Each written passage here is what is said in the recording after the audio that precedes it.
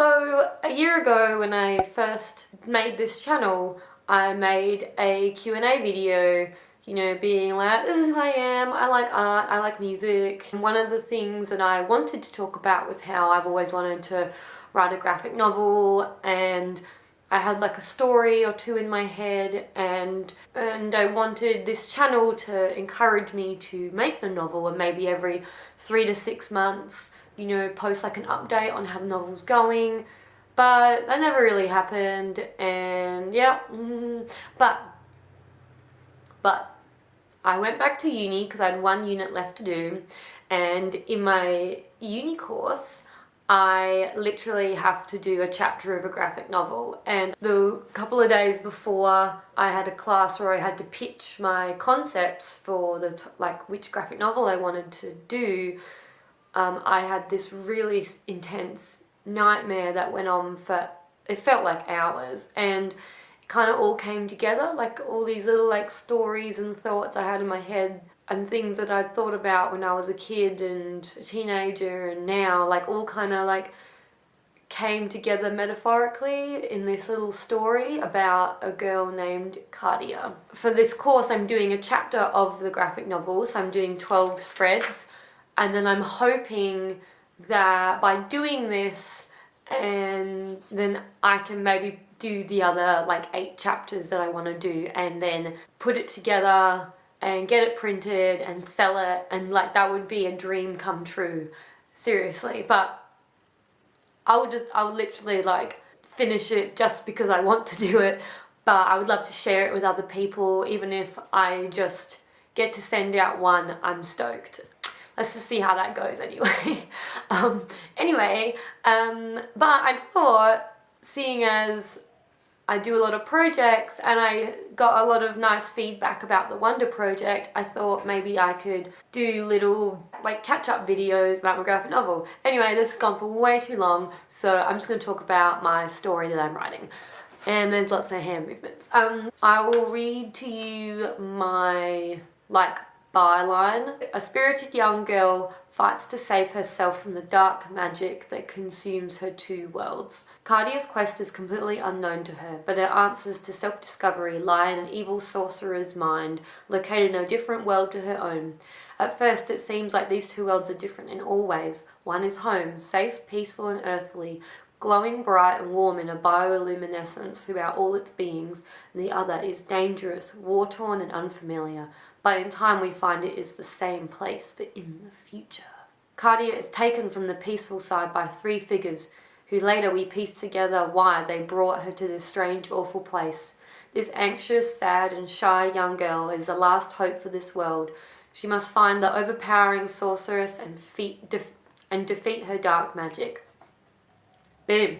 Yeah, I kind of don't want to give away too much that happens in the story just yet, and the kind of twists and turns and the battles and a lot of the characters, because I want to keep some mystery to it. I think it'll be about 8 chapters, and I want to do the 3rd chapter because there's probably like 3 or 4 main characters, and I'd love to get them kind of sorted, get their characters' designs down pat, and then I can base the rest of the work I've got to do by myself without feedback from a classroom full of amazing talented people. Then I can just use that and finish the rest of the book. Chapter 3 will be when Cardia wakes up from her kidnapping. She's been stolen from the peaceful world into the scary evil world, and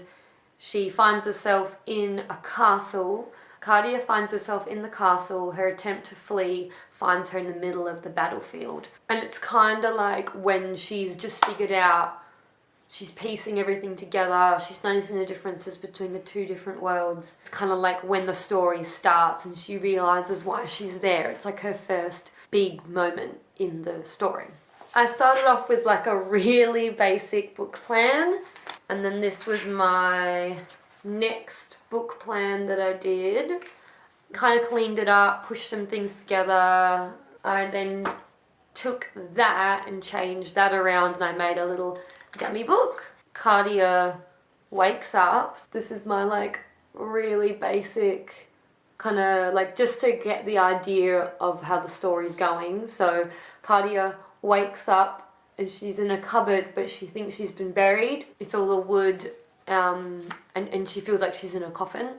So she starts having a panic attack, and then here she kind of realizes, so she feels for the wood here, then her eyes turn down, and then she sees the light from the split of the cupboard opening a door, and peeks out of it, and then she sees this like ogre outside the cupboard, and she's like, what is happening? This is like a human gone wrong. And then she like slinks back into the cupboard and hits this jar, and it's got this big googly-eyed creepy monster meal in there, and oh, my eyelash is fucked. Ow. Oh. This is what I get for trying to look nice. The ogre hears her clinking the jar. Blah. So the ogre hears her clinking the jar, goes to turn and open the cupboard, and then this like lullaby comes and puts him to sleep just before he goes to open the cupboard door. And then Cardia's busy having a panic attack in the cupboard. So she's having her little panic attack, and then she looks out and sees that he's frozen, and she's like, oh, okay. And then she's really brave and she makes a run for it. So she realizes she's in some kind of kitchen, so she sneaks past him and goes out a door, and then when she walks out, she's in a corridor, and she walks down the corridor towards this window and then climbs up, and then she looks out and she's like, oh no, there's this like huge battle going on down below. Sees that she's in like a mountainside, like in a castle or a building in a mountainside, and she looks down, there's this massive battle going on, and light and dark, and the dark is winning because all these little creatures are just getting killed and slaughtered. It's not even a battle, they're just getting slaughtered and murdered. There's going to be lots of close-ups of the beings and the dark warriors. Then there's going to be this moment where she like looks up above the battlefield and she looks at the sky, and in the very first chapter of the book, her and her like brother are like walking along a riverbank, and they stop to look at the stars most nights, and the sky is really important to her. That I'm gonna do like a line that's like, every night I come to the same place and wait for the light in the sky, the stars in the sky, the light in the sky to like match my mood or something. You know, just like the sky is really important. It's like something that grounds her, and there's all these pretty shooting stars and like glowing orbs and stuff. And then when she looks up above the battlefield, the sky is full of this fire and everything's shooting and firing and glowing by like pits of fire and magic. So she looks up and she's like, oh my god, this can't be. And it's like the battlefield and these shooting flames, and then she thinks about when she would sit by the riverbank and there's all the pretty shooting stars and the orbs, and they like perfectly reflect. So she's like, oh my god, like what is happening? And then we hear Cardia, and then there's this wolf behind her at the end of the corridor, and he's like, Cardia, like you came here for a reason, don't you dare run away. And then the wolf starts chasing her because she's obviously going to run away from a giant wolf, and then the wolf chases her, falls out of the castle, falls down the side of the mountain into like the battlefield. Those lines indicate a battlefield, obviously, and then there's like a big bat there. So those are the 12 spreads that I've done, and then I've kind of started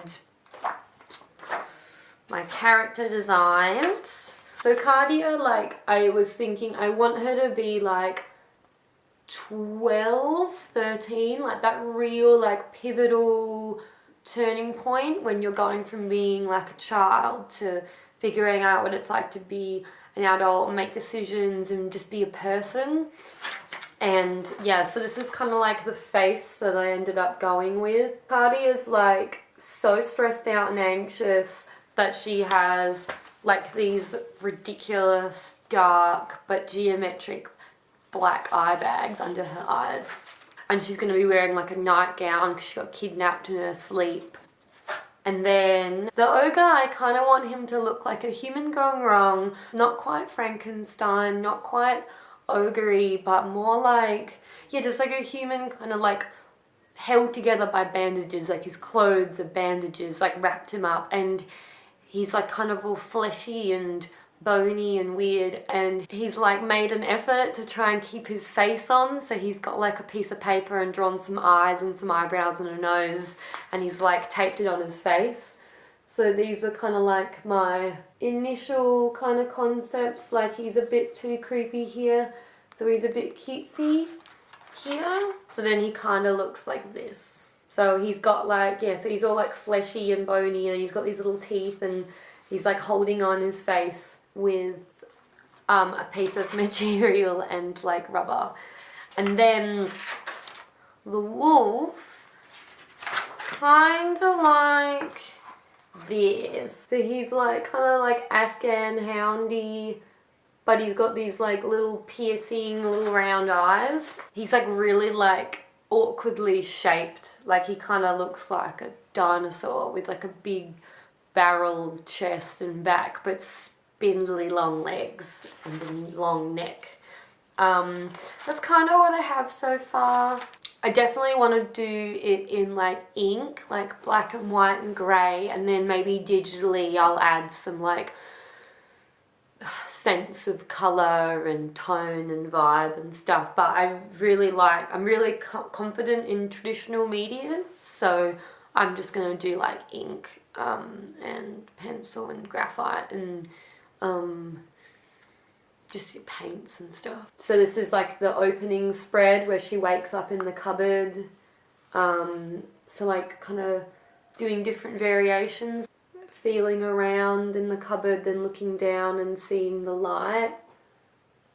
And just like, I really want it to be like heavily about tone and colour, and the chapter goes from like black to like white at the end, where she's coming out of her panic attack at the start, but it's still really scary. Like I want to play with like different kind of textures, and it's kind of like spooky but not too spooky. Yeah, again, like playing with like solid black concepts. And then like just mostly texture. I kind of had this idea where the whole texture, like the black texture of the book, there's all these like subtle little like messages in the texture of the paint through the whole thing. Save me, and I can't stop doing this to myself, and I'm trapped and I'm scared, you know, and have that kind of like written in the texture, if that makes sense. So anyway, that's what I've done so far. I don't want this video to be too long and boring, but that's kind of what I've done so far. And if I keep doing this video, then I'll probably keep making it, and like now I've told you guys, now I have to like do more of it. So that's my story anyway.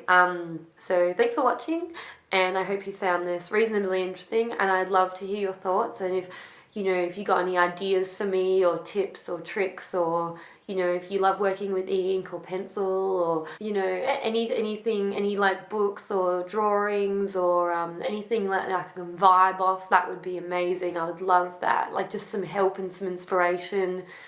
Yeah, so in about 6 weeks I should have the finished chapter to show you guys, because that's when it's due. And I'm going to Japan in the middle of November. So yeah, about middle of November is when I will have the chapter kind of finished, so I can show you guys that. Thanks, bye!